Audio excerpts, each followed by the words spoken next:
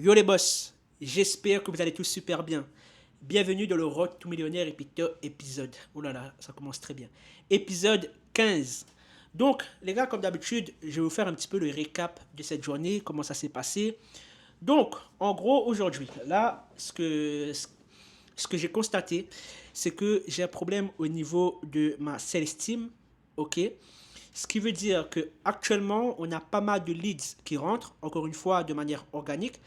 C'est demain que j'aurai l'appel pour tout ce qui est les pubs payantes, etc. Donc, on a pas mal de leads qui entrent, mais on est en manque de 7 heures, les gars. Franchement, on est en manque de 7 heures. Et ça, c'est un problème. Pourquoi c'est un problème? Parce qu'en fait, plus les leads attendent dans le CRM, ça veut dire ben, là où sont stockées toutes les personnes qui remplissent les informations sur les pages de capture, etc. Ben, en fait, plus on prend du temps à contacter ces personnes, et ben plus ces personnes nous oublient, entre guillemets. Et en fait, il faut vraiment battre le fer tant qu'il est... Je sais pas si ça se dit en français, en fait. Ça se dit? Battre le fer tant qu'il est encore chaud. Et donc, plus on prend du temps à recontacter ces personnes, et ben en fait, plus on diminue de chances de convertir ces personnes-là. Ça, c'est la première chose. À savoir que là, actuellement, on a plus de 2000 personnes qui nous restent à contacter, les gars. 2000 personnes. Et donc, ça, c'est déjà la première problématique. Donc, on a des secteurs qui sont très récemment. Là, ils sont encore au stade de formation. Donc, l'équipe, franchement, ça se construit bien quand même. Donc, cette nouvelle équipe, c'est en train de bien se construire. On a toujours, bien sûr, nos piliers qui sont là et des nouvelles personnes qui nous rejoignent. Donc, ça, c'est top. À voir ce que ça va donner. Mais en tout cas, voilà par rapport à ça. Ensuite, j'ai eu un call d'équipe avec justement les coachs qui sont avec nous dans notre accompagnement, donc GBAgram. Et franchement, ces calls-là, c'est très bien parce que ça nous permet aussi de voir un peu les améliorations qu'on peut apporter justement à notre programme et aussi par rapport à notre promesse, par rapport aux personnes qu'on attire et la restructuration aussi de notre programme pour qu'en fait tout le monde s'y retrouve. Bien sûr, les personnes qui veulent bosser, celles qui ne veulent pas bosser, ben malheureusement, on peut rien pour eux. Mais en fait, c'est vraiment important des fois de mettre en place, je ne sais pas si toi aujourd'hui tu es coach, si tu proposes un accompagnement, si toi aussi tu es en phase de développement, de scaling, etc.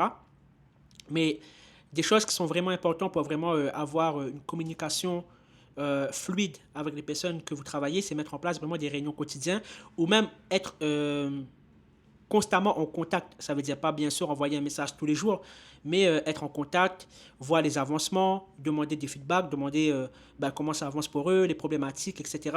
pour que ça garde vraiment cette cohésion d'équipe.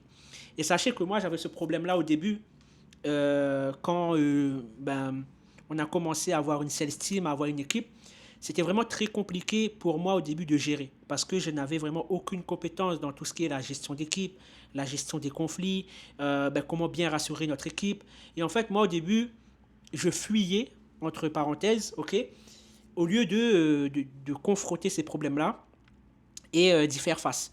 Et c'est pour ça aussi que je vous dis, les gars, qu'à chaque étape de votre évolution, en fait, tant que vous ne captez pas certaines choses, eh bien, vous ne pouvez pas progresser à l'étape d'au-dessus. Ok? Ça, c'est très important. Et d'ailleurs, on en parlait aussi avec Wendy aujourd'hui. C'est dans le sens où, je te donne un exemple concret. Moi, je suis convaincu, ok, que si aujourd'hui tu n'as pas ce que tu veux, c'est que tu n'es pas encore prêt à l'avoir. C'est que tu n'es pas encore prête à l'avoir. Ok? Je m'explique. Aujourd'hui, par exemple, il y a des personnes qui se lancent dans le business et qui veulent avoir plus d'argent. D'accord? Le problème, c'est que avec l'argent qu'ils gagnent actuellement, que ce soit via un salaire ou peu importe, eh ben, ces personnes n'arrivent pas à gérer et ces personnes se retrouvent constamment à découvert. Et donc pour eux, la solution, c'est avoir plus d'argent. Alors que dans un premier temps, la solution, c'est ben, de gérer cet argent que tu as. Donc, si tu n'arrives pas à gérer 2000 euros par mois, 1300 euros par mois, ben, comment est-ce que tu veux que la vie euh, met entre tes mains, enfin, comment tu veux que la vie te donne 10 000 euros par mois? En fait, en ayant 10 000 euros par mois, toi, tu vas penser que c'est la solution, mais en fait, tu vas beaucoup plus t'endetter. Et c'est ce qu'on voit. On voit des personnes qui n'ont aucune gestion financière, qui du jour au lendemain gagnent au loto. Et bon, j'ai plus les stats en tête, les gars, j'ai pas envie de vous dire de bêtises. Mais en vrai, je sais pas si ça charge. 2 secondes. Ok. Mais en vrai, il y a un gros pourcentage, même plus de 50%, et je j'ai plus le nom en tête, mais un gros pourcentage des personnes qui gagnent au loto finissent ruinées. Pourquoi? Parce qu'il n'y a pas cette intelligence financière. Pareil, si aujourd'hui, toi, tu veux avoir plein d'abonnés, mais que quand tu as, par exemple, aujourd'hui, tu as 1000 abonnés. Tu as 1000 abonnés, tu fais un post et ce post te rapporte 20 likes. Si tu te frustres parce que tu te dis, ah, ça n'a pas marché, je croyais que ça allait mieux marcher, etc., et que au final, ça te met dans des étapes pas possibles, ben en fait, qu'est-ce que ça va donner quand tu auras 10 000 abonnés et 100 likes? Ça veut dire, si là déjà, tu n'arrives pas à gérer cette frustration-là, et au lieu de trouver des solutions, ben, tu te bloques, ben, en fait, tu ne pourras pas espérer de passer à l'étape d'au-dessus. Bref, les gars, je sais pas si ce que j'ai dit, c'est compréhensible pour vous. Mais en gros, c'est des petits... ben voilà, moi, c'est mes convictions que j'ai, en tout cas. C'est mes convictions que j'ai sur les choses, donc comment je vois les choses. Et c'est pour ça, pareil, là, actuellement, on est dans une phase où, comme on a dit, il y a des petits problèmes dans l'équipe. La sales team pour vraiment ben, booster, enfin, avoir plus de rendez-vous pris, avoir plus de personnes contactées, etc. Mais au lieu de me dire, oh, c'est bon, je suis frustré, ça ne fonctionne pas, je me dis, ok, heureusement que ces problèmes-là, ça se passe maintenant. Au moins, quand on va lancer les pubs, ben, au lieu d'avoir 2000 personnes, peut-être il y aura 4000 personnes, peut-être il y aura 5000 personnes. Et en fait, si là déjà, on n'arrive pas à gérer, bon, on ne pourra pas gérer pour la suite. Donc, en fait, je prends cette épreuve-là comme une opportunité pour moi de m'améliorer pour quand il y a plus de volume, ben, connaître exactement quoi faire. Donc voilà pour ça les gars. Et là, ce que je vais faire, il est actuellement 20h45. Je vais aller faire mon petit footing. Aujourd'hui, honnêtement, la journée, j'ai pas, j'avais des calls. Du coup, comme j'avais des calls, je pouvais pas aller au Muay Thai. Ok, je pouvais pas aller au Muay Thai. J'ai eu un call ce matin. J'ai eu un call ce matin. C'était un call qui était, bref, qui était... Tu vois, des fois, il y a des coachings, il y a des calls qui prennent un peu ton énergie, tu vois. Et donc là, c'était le type de call qui te prend de ton énergie. Et du coup, je sais pas, ça m'a épuisé moralement. Et donc, j'étais pas dans une dynamique où aujourd'hui j'étais en forme. Et du coup, là, je vais me refaire un peu, prendre un petit pré-workout, aller faire mon petit running, donc aller faire mon petit 10 km. D'ailleurs, ma montre. Il faut que je retrouve ma montre. Mais voilà un petit peu pour le récap. Encore une fois, les gars, pas grand chose à dire. C'est à partir de, je pense que c'est à partir de la semaine prochaine où là, il y aura vraiment des trucs plus intéressants. Parce que demain, je le colle pour les ads. Ensuite, ben, dans la foulée, on va lui montrer nos créatives et on va lancer. Et donc, ça sera plus intéressant par la suite de voir comment ça se passe. Mais là, on est dans une phase où c'est un peu linéaire. Donc, ça arrive dans le business, les gars. C'est une phase qui est un peu linéaire et aussi update pardon, très important par rapport à la cliente qu'on a eu justement en Done for You. Donc c'est bon les gars, le premier virement a été effectué.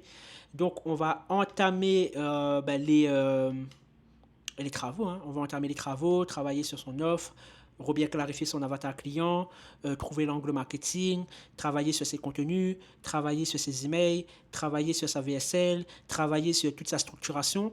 Donc, on a pas mal de travail à faire et c'est ce que je disais aussi avec, dans le call où on était avec les coachs aujourd'hui.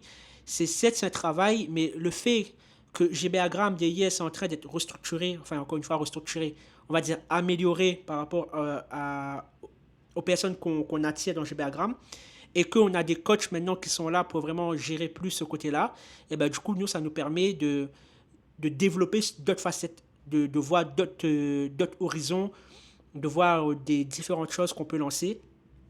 Et ça, c'est très intéressant. Donc, on va travailler là-dessus.